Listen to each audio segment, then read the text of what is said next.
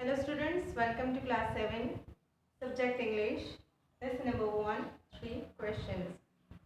Explanation of part 2. Yesterday I explained some of the paragraphs of this part 2 and I hope you revised from the last video.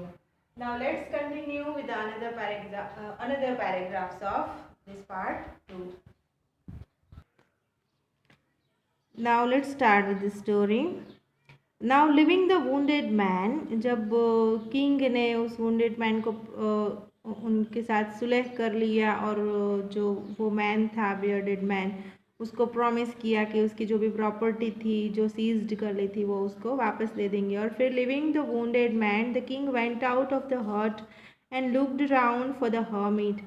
और फिर उसको उस wounded man को वहाँ पे छोड़ के जो किंग था वो हट के बाहर आता है और हर्मिट को वो खोजता है। Before going away he wished once more to get answers to his question. और जाने से पहले वो किंग ऐसी इच्छा रखता था कि उसे उसके क्वेश्चंस के आंसर्स मिल जाए। The hermit was on his knees sowing seeds in the bed that had been dug day before. और जो हर्मिट था वो क्या कर रहा था, तो वो जो अगले दिन जो भी उसने और किंग ने मिलकर जो गड्ढे बनाए थे प्लांट्स को, जो भी प्लांटेशन के लिए जो भी उन्होंने गड्ढे बनाए थे, बेड्स बनाए थे, उनमें वो बीज बो रहे थे। वो जो हर्मिट थे वो अपनी नी पे बैठकर उसमें बीज बो रहे थे। The king went up to the hermit and said, for the last time I beg you to answer my questions wise man. और जो किंग थे वो हर्मिट के पास जाकर कहते हैं कि मैं आपको लास्ट टाइम पूछता हूँ, I beg you to answer my questions wise man, कि मैं आप आंसर्स के लिए मैं आपके आगे बैग करता हूँ, भीख मांगता हूँ कि मुझे आंसर्स दे दीजिए wise man.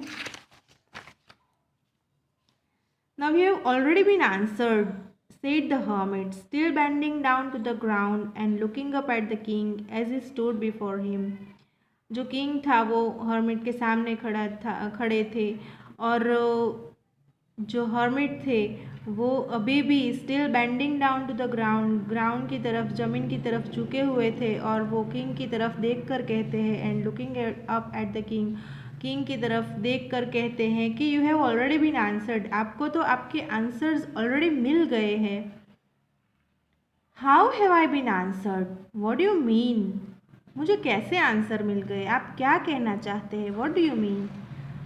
Do you not see, replied the hermit, hermit कहते कि आपने नहीं देखा। If you had not pitied my weakness yesterday and had not dug this beds for me you would have gone away.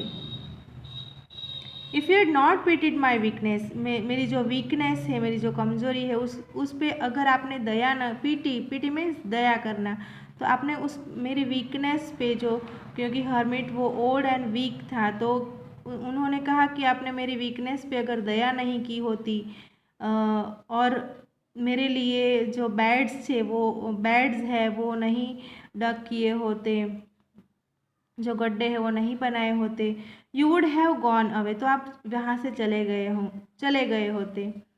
Then that man would have attacked you and you would have wished you had stayed with me, और आप जो यहाँ पे नहीं रुके होते, मेरे लिए काम नहीं किया होता, तो आप यहाँ से चले गए होते, you would have gone away. And then that man would have attacked you and you would have wished you had stayed with me, तो वो जो मैन था उस जो आपको मारने के लिए आया था उसने आप पे अटैक कर दिया होता, और आप उस समय ऐसा सोचते कि शायद मैं उस हर्मिट के पास रुक गया होता तो अच्छा होता। So the most important time was when you were digging the bed, तो आपके लिए मोस्ट इम्पॉर्टेंट टाइम कौन सा था, कि जब आप मेरे लिए वो बेड्स डिगिंग कर रहे थे। The most important time was when you were digging the beds, क्योंकि जो किंग का पहला क्वेश्चन क्या था कि what is the right time to begin something, कि कोई भी कार्य की शुरुआत करने का सही समय क्या होता है, कोई भी कार्य करने के लिए सही समय क्या होता है। तो जो हर्मिट होता है वो इस इंसिडेंट से उसे समझाता है कि so the most important time was when you were digging the beds, जब भी आप वो बेड्स डिगिंग कर रहे थे वो आपके लिए महत्वपूर्ण समय था। And I was the most important man. और सेकेंड क्वेश्चन क्या था कि which people should he listen to, कि जो किंग है उसको कैसे लोगों की बात सुननी चाहिए और कैसे लोगों की सलाह लेनी चाहिए। तो दूसरे क्वेश्चन का जवाब ये था, आंसर ये था कि आई was the most important man. जो हर्मिट कहता है कि मैं आपके लिए उस समय मैं आपके लिए मोस्ट इम्पोर्टेंट पर्सन था। And to do me good was your most important business, और आपने मेरे लिए जो अच्छा कार्य किया वो आपके लिए मोस्ट इम्पोर्टेंट बिजनेस था, वो महत्वपूर्ण आपका कार्य था। क्योंकि थर्ड क्वेश्चन क्या था कि what is the most important thing for him to do, सबसे महत्वपूर्ण कार्य कौन सा है उनके लिए करने के लिए। तो इसी इंसिडेंट में किंग को सारे आंसर्स मिल जाते हैं, पर किंग को अपने आप नहीं समझ में आता, पर हर्मिट इस इंसिडेंट के द्वारा किंग को समझाते हैं। और फिर क्या होता है, afterwards when the man ran to us, जब भी वो मैन जो है वो दौड़ता हुआ आता है, the most important time was when you were carrying for him, तो उस समय मोस्ट इम्पोर्टेंट टाइम कौन सा था कि आपने उसकी केयर की, उस मैन की, कि जो वुंडेड था, उसको घाव लगा था, तो आपने उसकी केयर की उस समय, तो वो आपके लिए सबसे इम्पोर्टेंट टाइम था। Because if you had not dressed his wounds he would have died without having made peace with you, क्योंकि अगर आपने उसके वुंड को ड्रेस नहीं किया होता, उसका इलाज नहीं किया होता, तो शायद वो मर जाता। Without having made peace with you, वो आपके साथ सुलह कर किए बिना ही वो मर जाता।